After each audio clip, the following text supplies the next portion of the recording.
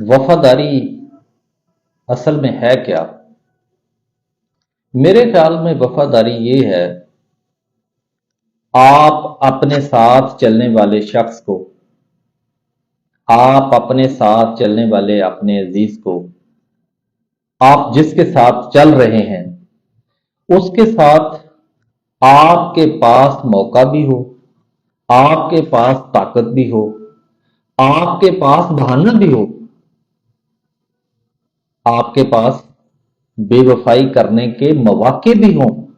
اس کے باوجود بھی اگر آپ اس سے وفا کر رہے ہیں، وفاداری نبھا رہے ہیں، تو میرا خیال ہے یہ وفاداری ہے۔ اگر آپ کے پاس طاقت نہیں ہے، اگر آپ کے پاس مواقع نہیں ہے، اگر آپ کے پاس اتنا وقت نہیں ہے کہ آپ اس سے بے وفائی کر سکیں،